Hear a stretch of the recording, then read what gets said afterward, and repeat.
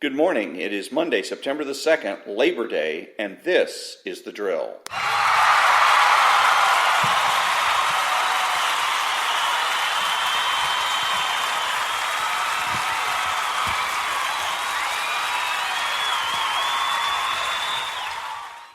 Thank you very much. This is Ron, your host, and I am the only true conservative in the United States today because I'm the only one that makes the presumption for the status quo. My podcast is about demonstrating how to beat the left each and every day. My podcast is made possible by Spreaker.com. It can be heard on iTunes, Spotify, Google, and YouTube. My email address is storytimes@hotmail.com. I'm on Twitter @RonaldHardgrove and on Facebook @The Drill.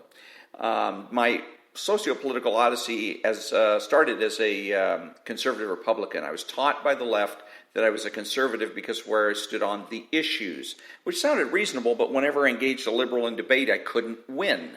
And it wasn't until recently that I figured out that I couldn't win because I couldn't be taken seriously.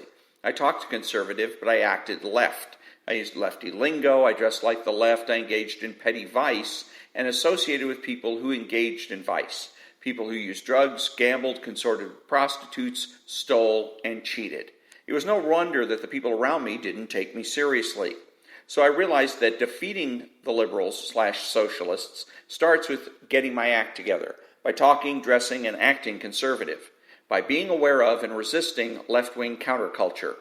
By becoming a true conservative, I will not only win, I will never lose. And the purpose of my podcast is to demonstrate how to defeat the left each and every day.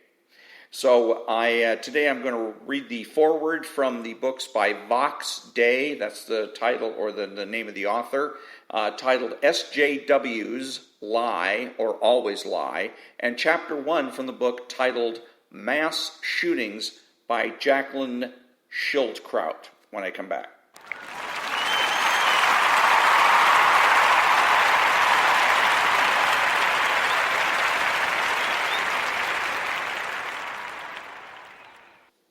Thank you very much. And I saw this book on Kindle, and it's called SJWs Always Lie. And what attracted me to it was the name of the author, Vox Day, which I'm assuming is a nom de plume and not his actual name. And anyhow, so the book was about social justice warriors. And apparently he's written a series of books on social justice warriors and how he's been affected by social justice warriors and what social justice warriors do, etc. So I want to go ahead and read the foreword to this book today.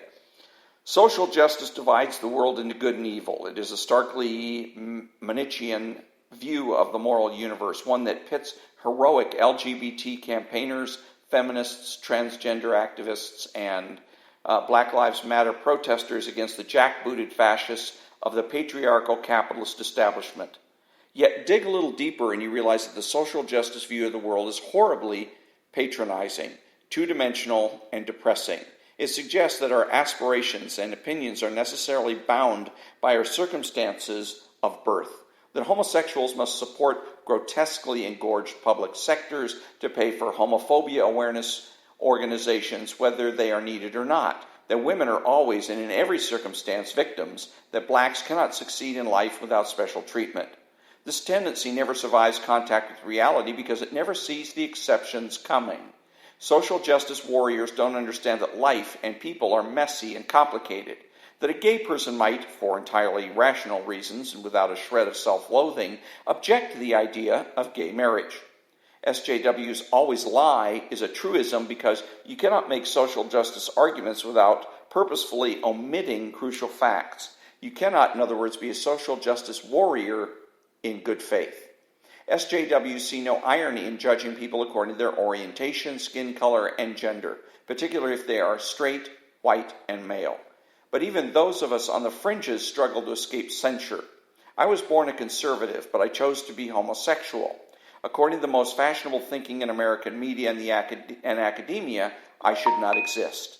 The fact that I am gay, yet refuse to acquiesce to third-wave feminism or grievance politics of any other kind strikes my ideological opponents as one of the great unexplained mysteries of the universe. It's why they can't beat me in television debates. Believing that a person's sex, race, and orientation defines the acceptable limits of the opinions they may hold is called identity politics. It's a bizarre but flourishing cult in America today that makes fools of its supporters by presenting an insultingly reductionist view of human nature. We're familiar with the attitude from stereotypical sadistic preachers of popular fiction, but not for 100 years here in the West have so many people from so many pedestals insisted on dictating to the rest of us how we shall live.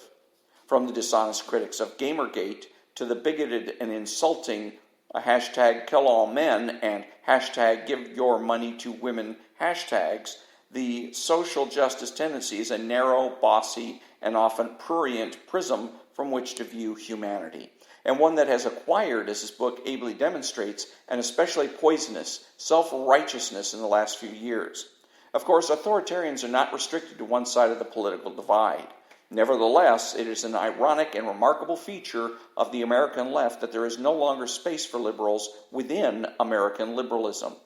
That will be a disaster for left-wing politicians and thinkers in future years, because the great battle of the next decade won't be between left and right-wing visions of how society ought to be organized, but between the control freaks at Vice and BuzzFeed and the classical liberals of Reddit, Twitter, and the various image boards. The left will be relegated to spectator status while the conflict plays out. Thanks to the intellectual fragility of social justice, its adherents have become rightly notorious for their cruel, hysterical, and sociopathic modus operandi.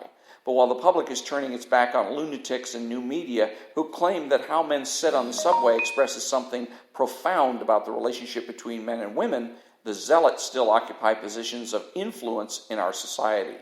Fortunately, there's a powerful weapon in our arsenal against the hand-wringers, pearl-clutchers, guilt-mongers, and professional panickers: ridicule.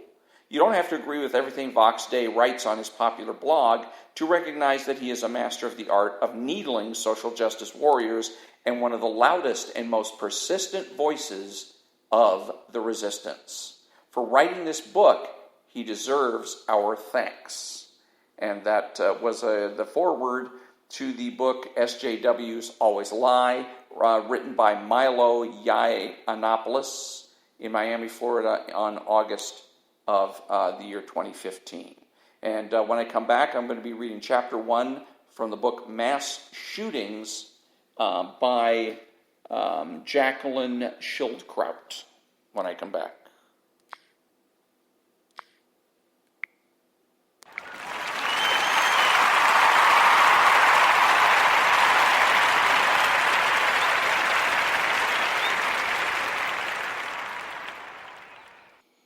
Thank you very much, and I'm reading now chapter 1 from the book Mass Shootings by Jacqueline Schildkraut, and I wanted to read this because over the weekend we had another mass shooting in Texas in which an individual got in his car, took a gun with him, and basically drove down the street shooting whoever happened to walk by.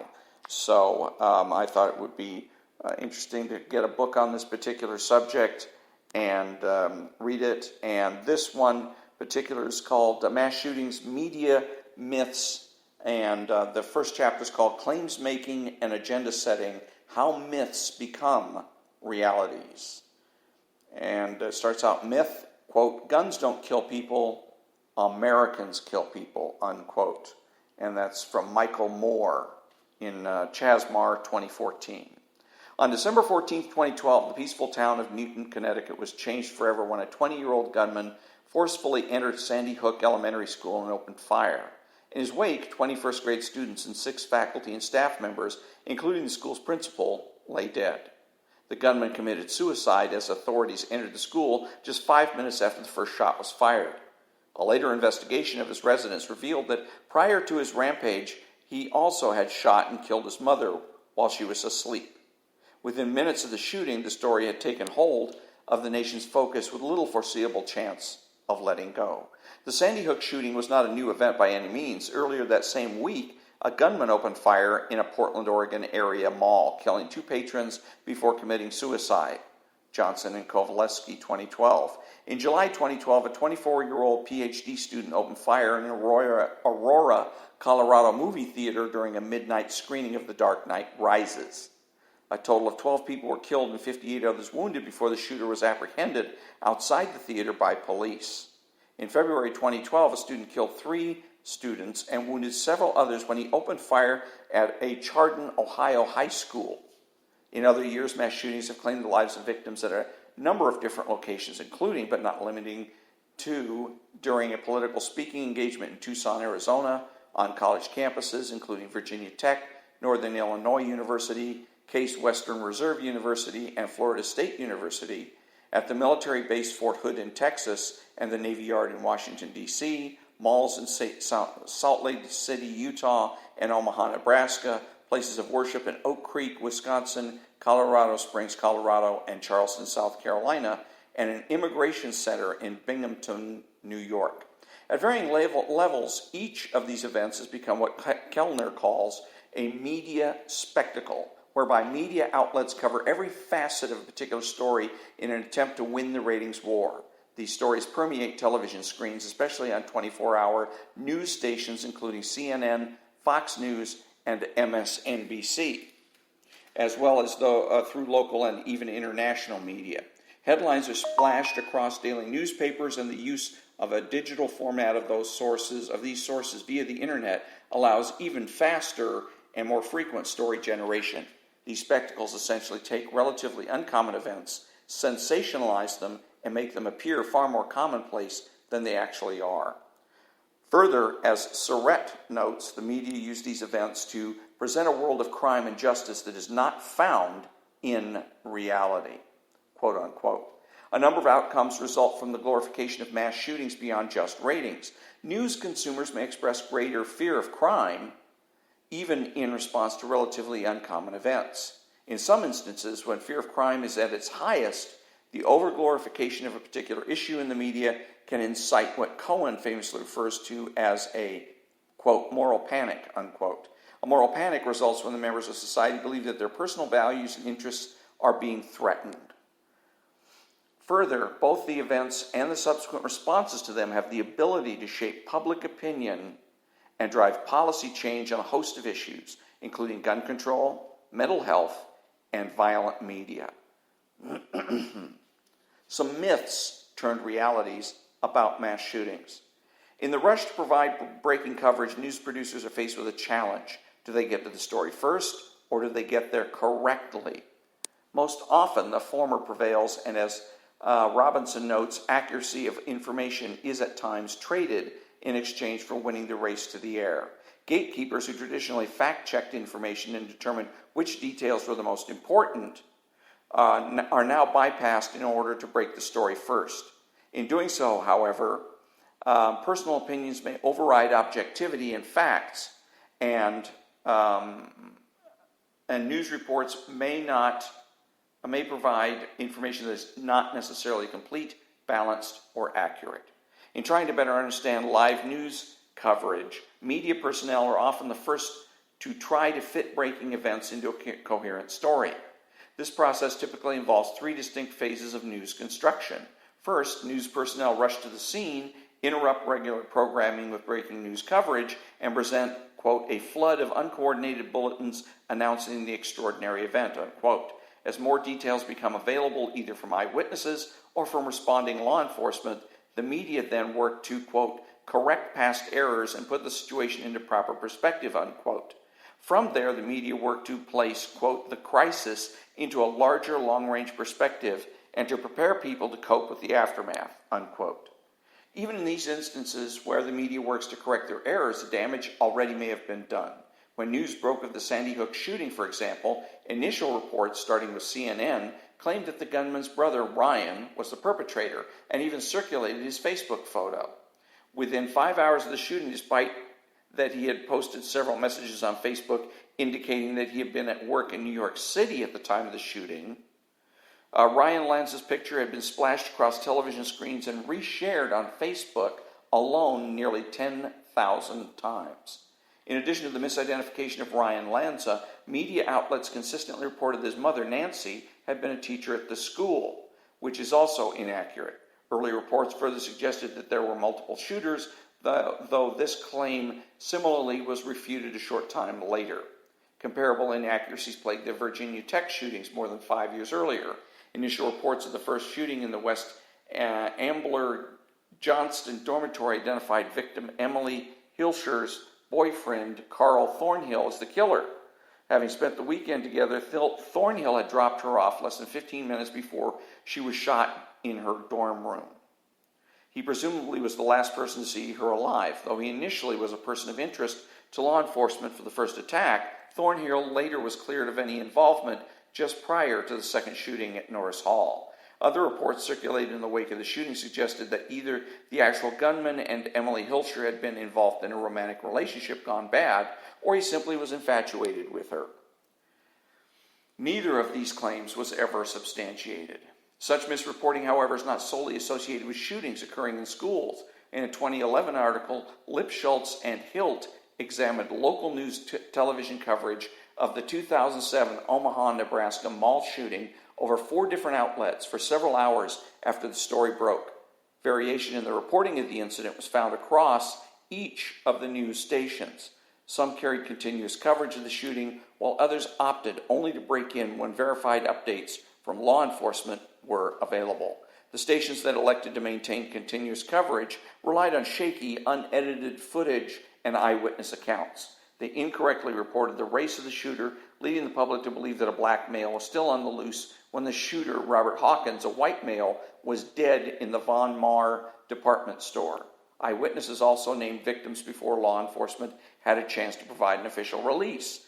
Conversely, the news station that took the time to fact-check provided, quote, more descriptive rather than interpretive reporting in the earliest moments of a breaking news story, unquote, which can help to ease the public's concern.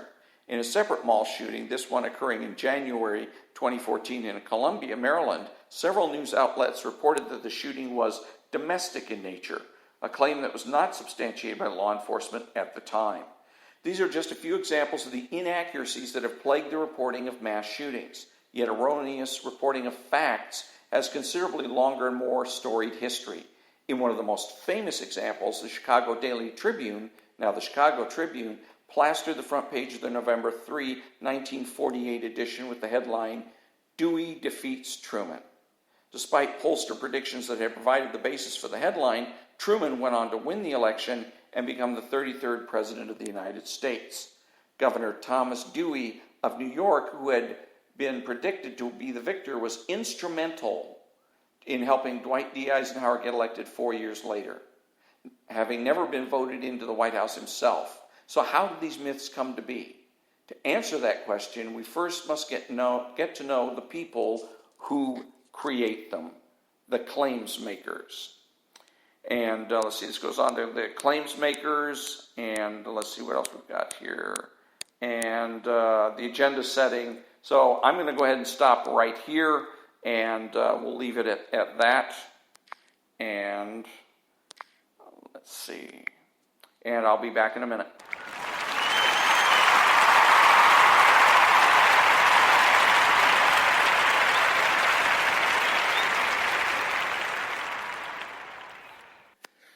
Thank you very much. Welcome back. Who are the true conservatives? They are the people that understand that conservatism is not just political, but cultural as well. They are patriotic people who use common sense. They make judgments, refuse to speculate, speak clearly and definitively, and are not afraid to say no.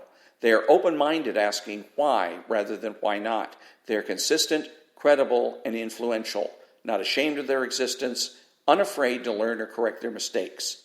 They are normal Americans. And that brings me to the conclusion of another episode of The Drill. And until next time, thank you very much for listening, and have a great Labor Day.